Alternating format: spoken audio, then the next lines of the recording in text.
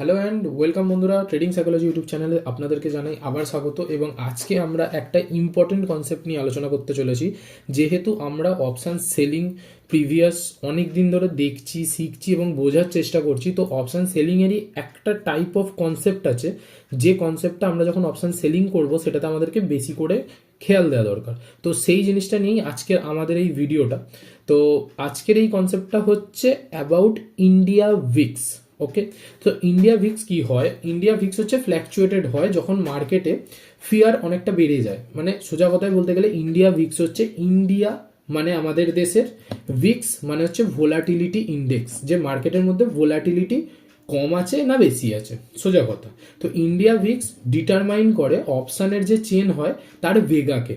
ঠিক আছে, India Vicks যখন বাড়ে ভেগা বেড়ে যায়, ইন্ডিয়া ভিক্স যখন কমে ভেগা কমে যায়। ওকে, আমি তার আগে কিছু জিনিস বোঝানোর আগে আমি আপনাদেরকে চলুন আমার স্ক্রিনে নিয়ে যাই, এবং স্ক্রিনে নিয়ে গিয়ে আপনাদেরকে কিছু কিছু পয়েন্ট নোট ডাউন করে দিই, যাতে কিনা অপশান সেলিং যদি আপনারা করেন এখন ইমিডিয়েট, তাহলে কোন টাইমটা আপনাদের জন্য বেস্ট হবে সেটা বোঝার জন্য। ওকে, তো চলুন স্ক্রিনে। সো দেখুন, এখানে আমরা দেখতে পাচ্ছি যে এটা হচ্ছে আমাদের ইন্ডিয়া ভিক্সের টাইম ফ্রেম বা ইন্ডিয়া ভিক্সের ডেলি চার্ট। ঠিক আছে, তো ডেলি চার্টে আমরা দেখতে পাচ্ছি ইন্ডিয়া ভিক্স প্রথমে এখান থেকে বেশ কিছু দিন হয়েছিল, এখানটা পড়েছিল। ঠিক আছে, তো ইন্ডিয়া ভিক্স প্রায় 8.5 টাকার কাছে চলে এসেছিল, এবং সেখান থেকে এখন আমরা দেখতে পাচ্ছি ইন্ডিয়া ভিক্স কোথায় চলে এসেছে? 12.60। ওকে, 12.60, ইট মিনস হিউজ একটা বাম্প। ঠিক আছে, তো এটা কি, কেন, কি জন্য? দেখুন, ইন্ডিয়া ভিক্স যখন তখন বাড়ে না। ঠিক আছে, কারণ ইন্ডিয়া ভিক্স যখন বাড়ে খুবই কম টাইমের জন্য বাড়ে, এবং খুবই কম সময় সেটা ওই আপার রেঞ্জে সাস্টেন করে। দেখতে পাচ্ছেন এখানে বেশ কিছুদিন নয়, কয়েক মাস, এপ্রিল, হ্যাঁ এখানে দেখুন এপ্রিলে একবার ইন্ডিয়া ভিক্স বেড়েছিল 23 পর্যন্ত, তারপরে সার্টেন এখানে নিচে চলে এসেছে। তো ইন্ডিয়া ভিক্স হায়ার রেঞ্জে বেশিক্ষণ থাকে না। আপনাকে যদি এই জিনিসটা আমি এমনি নর্মাল জুম আউট করেও দেখাই, আপনারা বুঝতে পারবেন যে দেখুন এখানে ইন্ডিয়া ভিক্স যখনই ওঠে উপরে সাস্টেন করে না। ইন্ডিয়া ভিক্স কোথায় সাস্টেন করে? নিচে এসে। লোয়ার রেঞ্জটা হচ্ছে ওর কাছে একটা রেঞ্জ, ইন্ডিয়া ভিক্স যত লো থাকবে।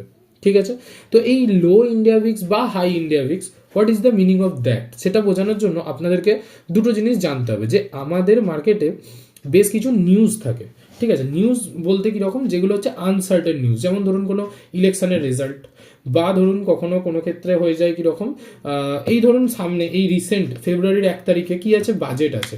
তো বাজেট ডে ইজ ইভেন্ট। ঠিক আছে, তো যে কোনো ইভেন্টে কখনো যদি আরবিআই কোনো নিউজ অ্যানাউন্স করে বা কিছু যেগুলো কিনা আমাদের পুরো ইকোনমিকে ট্রিগার করতে পারে, এরকম যে কোনো ইভেন্ট, আনসার্টেন ইভেন্ট, যেটার মানে ফলাফল বা রেজাল্ট কি হতে পারে সেটা আমরা জানি না। যেমন ইলেকশন কি হতে পারে আমরা জানি না, আরবিআই রেপো রেট কাট করবে কি করবে না আমরা জানি না, বাজেট আমাদের জন্য ভালো হবে না খারাপ হবে আমরা জানি না।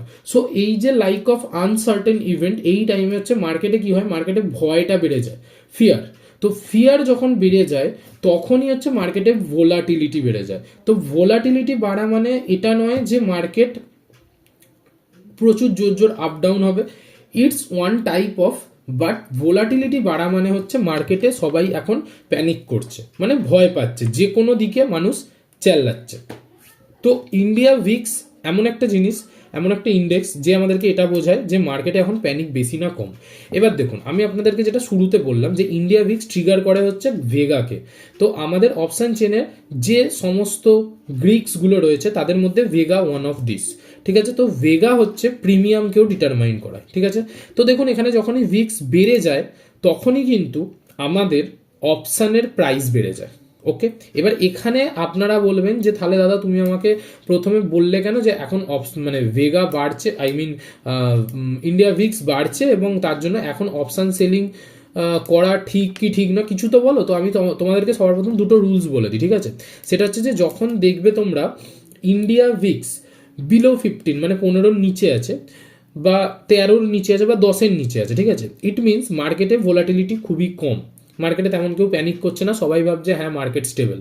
ওকে, এটা হচ্ছে মানুষের সাইকোলজি, এবং এটাই অরিজিনালি ভিক্স ইন্ডেক্সটা আমাদেরকে বোঝায়। ঠিক আছে, তো এর সাথে সাথে আমাদেরকে আর কি করণীয়, সেটা হচ্ছে যে যখন জানবে ইন্ডিয়া ভিক্স নিচে আছে তার মানে ভেগা কম। ভেগা কম মানে অপশানের প্রিমিয়াম চিপার, মানে খুবই কম প্রিমিয়াম তোমাকে পে করতে হবে যে কোনো অপশানের জন্য। বাট যখনই ইন্ডিয়া ভিক্স হাই হয়ে যায় তখন হচ্ছে প্রিমিয়াম বেড়ে যায়, বোথ সাইড, না কি যেদিকে মার্কেট যাচ্ছে। এই জিনিসটা ভালো করে বুঝো যে বোথ সাইডের প্রিমিয়াম অর্থাৎ সি এবং পি দুটো সাইডেই প্রিমিয়াম থরলি বাড়বে।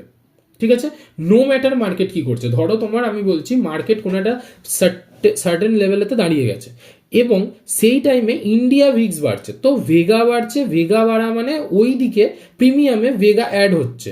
তো ধরো মার্কেট দাঁড়িয়ে আছে, তো কোনো না কোনো একদিকের বা দুটো প্রিমিয়ামই ডিকে হওয়ার কথা, যেহেতু থিটা রয়েছে, কিন্তু ওটা হয় না। তখন কি হয়, তখন দু সাইডেরই প্রিমিয়াম বাড়তে থাকে কারণ ইন্ডিয়া ভিক্স বাড়ছে। তো এই কারণে আমার মনে হয় যে আনসার্টেন ইভেন্ট রয়েছে এবং তার আগে যখন থেকে মার্কেটে ভোলাটিলিটি আসা শুরু করছে বা ইন্ডিয়া ভিক্স বাড়ছে, তখন থেকে অপশন সেলিং অন্তত ইন্ট্রাডে বেসিসে বা উইকলি বেসিসে করা একটু বন্ধ রাখতে হবে। ঠিক আছে, তার কারণ কি, ধরো তুমি নিয়ে রেখেছো সেম ডাইরেকশন, বা ধরো বিনা ডাইরেকশনও ধরো তুমি ধরে বসে আছো, ঠিক আছে, বোথ সাইডে তুমি কলার পুট সেল করে বসে আছো এবং সেটাতে কি হচ্ছে, কলার পুট তুমি সেল করে বসে আছো এবং বোথ সাইডে একটা তুমি রেঞ্জও পেয়ে আছো, কিন্তু যেহেতু ইন্ডিয়া ভিক্স বাড়ছে, মার্কেট যদি স্টেও থাকে, প্রিমিয়াম তো বাড়বে তাদের।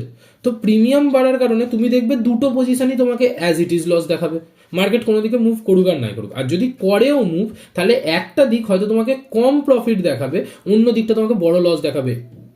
তার কারণ কি, কারণ মার্কেট সেদিকে তোমার এগেনস্টে মুভও করেছে, তার জন্য তো একটা প্রিমিয়াম বেড়েছে, প্লাস ভেগার জন্য তুমি আরও প্রিমিয়াম বেড়ে গেছে।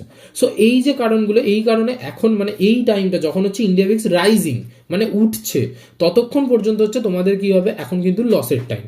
আমি তোমাদেরকে আবার বলছি, যারা অপশন সেলিং উইকলি বেসিসেও করতে চাইছো, নন ডাইরেকশনাল উইথ ডাইরেকশনাল যাই করো, তোমরা বলবে যে দাদা তুমি তো নন ডাইরেকশনালের বললে, তাহলে ডাইরেকশনের ক্ষেত্রে কি হয়? দেখো ডাইরেকশনের ক্ষেত্রে কি হয়, ডাইরেকশনের ক্ষেত্রেও সেম পয়েন্ট, মানে তুমি ধরো নিয়েছো ডাউন সাইডে, মার্কেট ধরো ডাউন সাইডে যাচ্ছে কিন্তু খুবই স্লো মুভ করছে, তাতে কি হয়, ডাউন সাইডে যেহেতু তোমার ডাইরেকশনে যাচ্ছে, তো তোমার থিটা পাওয়ার কথা প্লাস ডাইরেকশনাল মুভের জন্য প্রিমিয়াম পাওয়ার কথা, কিন্তু সেই অ্যাকর্ডিংলি তোমরা যদি ইন্ডিয়া ভিক্সকে দেখো, ভিক্স কিন্তু পার ডে 3%, 4%, 5%, 6% করে বেড়ে যায়। তো যখনই অত জোরে জোরে মানে ভেগা বাড়বে বা ইন্ডিয়া ভিক্স বাড়বে, তখন কি হয়, তাতে তোমার প্রিমিয়ামটাও কিন্তু যতটা থিটা দেওয়ার কথা বা যতটা তোমার ডাইরেকশনে যাওয়ার কথা, তার থেকেও বেশি কিন্তু ওটা বেড়ে যাবে। তো এই যে কাইন্ডলি কিছু কিছু পয়েন্টগুলো থাকে, এই পয়েন্টগুলো হচ্ছে তোমাদের সব থেকে বড় মনে রাখতে হবে, যে যখন ইন্ডিয়া ভিক্স রাইজিং তখন আমি অপশন সেলিং করবো না। এই টাইমটা হচ্ছে বেস্ট ফর অপশন বায়ার্স, যারা ইন দ্য মানিতে অপশন বাইং করবে তাদের জন্য এই টাইমটা একদম চূড়ান্ত পরিমাণের বেস্ট। কারণ আপকামিং যে ভোলাটিলিটি আছে, তাতে কি হবে, প্রিমিয়াম বাড়বে এবং প্রিমিয়াম বাড়ার জন্য এখানে অল্প অল্প মুভেতেও অনেক বড় বড় মুভ পাওয়া যায়, যেটা অপশন বাইংয়ের ক্ষেত্রে হয়। বাট যেহেতু আমি অপশন বাইংকে প্রমোট করি না বা আমি নিজেও করি না, সেক্ষেত্রে আমি তোমাদেরকে বলতেই পারি। এবার দেখো, করি না বলাটা ভুল, যদি অপরচুনিটি ভালো থাকে আমার মতে বলে অপশন বাইংও তোমরা করতে পারো, এটা কোনো ব্যাপার না। বাট যদি মনে হয় যে হ্যাঁ আমি যে কোনো একটা পার্টিকুলার ডাইরেকশনেই থাকবো, হয় অপশন বাইং নয় অপশন সেলিং, তাহলে আমি বলবো এখন সেলিংটা অ্যাভয়েড করো কিছুটা। ওকে, এই ছোটোখাটো জিনিসগুলো তোমাদেরকে খুব ভালো করে মাথায় রাখতে হবে। এবং তার থেকেও বড় কথা হচ্ছে যে ইন্ডিয়া ভিক্সকে অলওয়েজ নোট করবে, প্রতিদিন মার্কেট খোলার আগে দেখবে যে ইন্ডিয়া ভিক্স কী কন্ডিশনে আছে। ও প্রথমেই যা গ্যাপ আপ গ্যাপ ডাউন হওয়ার হয়ে যায়, তারপর সারাদিনে খুব একটা বেশি মুভ করে না। আমি তোমাদেরকে দেখাই, যেমন দেখো এটা হচ্ছে ডেলি চার্ট, তো ডেলি চার্টে তুমি দেখতে পাচ্ছ যে আজকের দিনে মার্কেটে কিনা ও 5% বেড়ে আছে, ঠিক আছে। কিন্তু যদি তুমি 15 মিনিটের টাইম ফ্রেমে যাও, তুমি বুঝতে পারবে যে দেখো ইন্ডিয়া ভিক্স যা হওয়ার সেটা ওই প্রথম 5-10 মিনিটেই, প্রথম 15 মিনিটের ক্যান্ডেলেই যতটা বাড়ার বেড়ে গেছে, সেখানেই 2.5% এবং তারপরে আরও 1.5%, ওই ওভারঅল বেড়ে গেছে, তারপরে খুব একটা বাড়েনি। বাট মার্কেট পড়লে কন্টিনিউ এটা বাড়বে। এবার দেখো, তুমি বলছো যে মার্কেট পড়লে বাড়বে, এটা কি তাহলে এর সাথে সম্পর্ক? হ্যাঁ, দেখো ইন্ডিয়া ভিক্সের সাথে আমাদের নিফটির সম্পর্ক কিন্তু ব্যস্তানুপাতিক। আমি আবার বলছি কেন, দেখো এখানে আমি নিচে দেখো নিফটির এটা আমি চার্ট লাগিয়েছি, ঠিক আছে।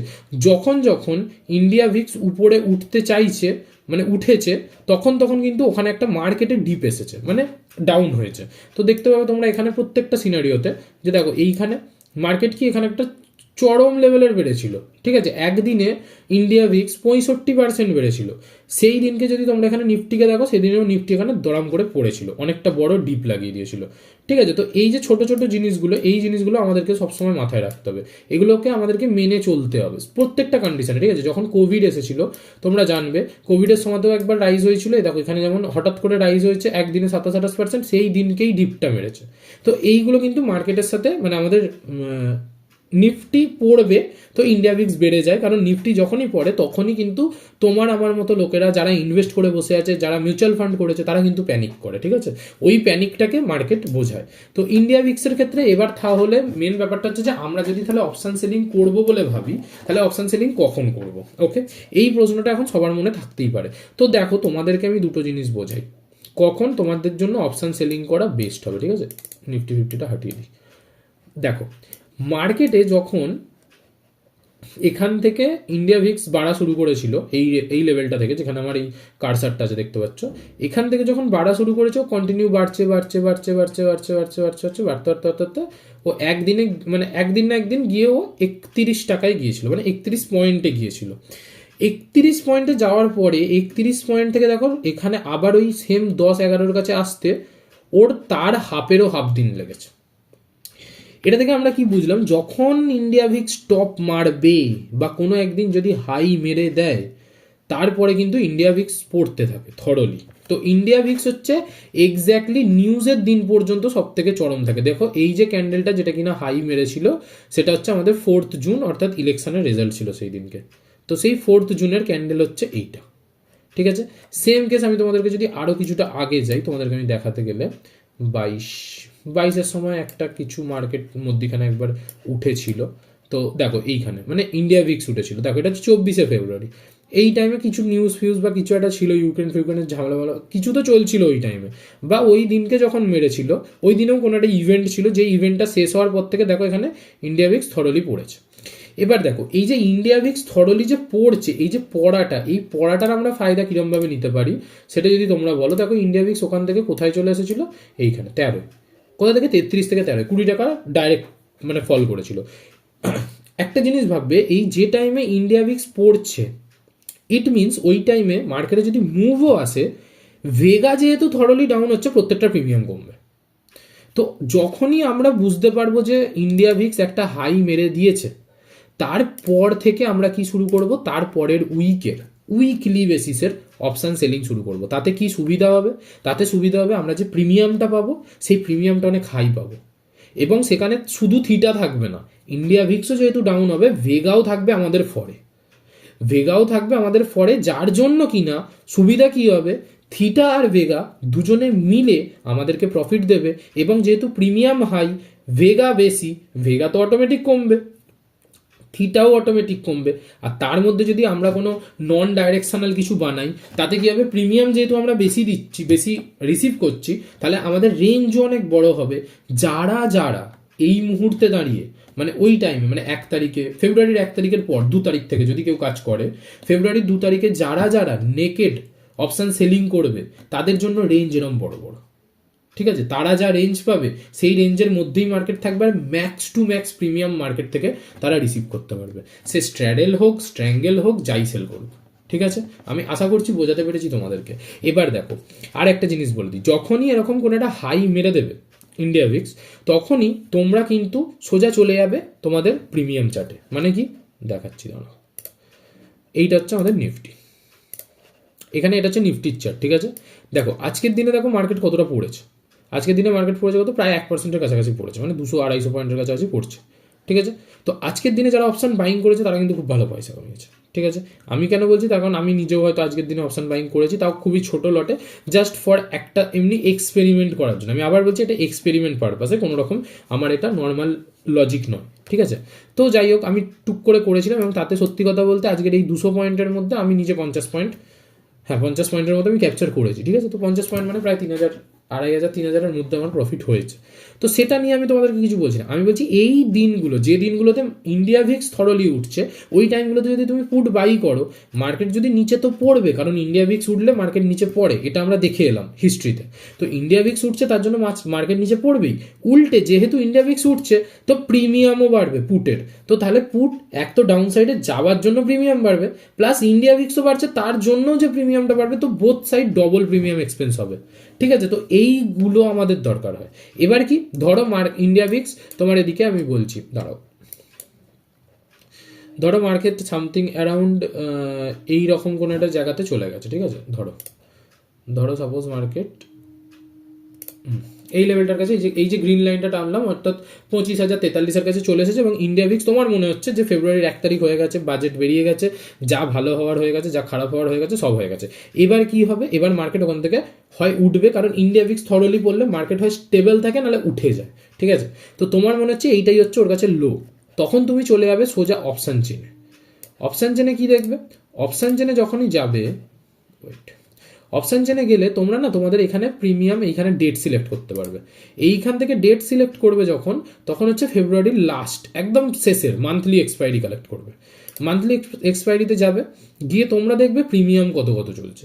দেখো এখন ভিক্স না সবে বাড়ছে, একটু বাড়ছে, দেখো এখানে দেখতে পাচ্ছ এটিএম এর আইভি কত 12.10 দেখাচ্ছে এইখানটা, ঠিক আছে, এটিএম এর আইভি। আর আইভি চেঞ্জ কত হচ্ছে 10% নাকি চেঞ্জ হচ্ছে, 10% ইন্ট্রিনসিক ভ্যালু বা এই ইমপ্লাইড ভোলাটিলিটি যাই বলো, ওটা নাকি চেঞ্জ হয়েছে, ঠিক আছে। তো আইভি এখানে সবের 13-12 এরকম চলে গেছে, ঠিক আছে।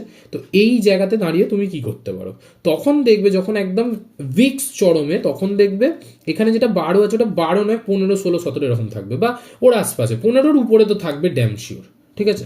15-র উপরে যদি থাকে তখন তুমি সোজা সাপটা, কিচ্ছু দেখতে হবে না তোমাকে, কিচ্ছু দেখতে হবে না, কিচ্ছু জানতে হবে না, কিচ্ছু শুনতে হবে না, ঠিক আছে।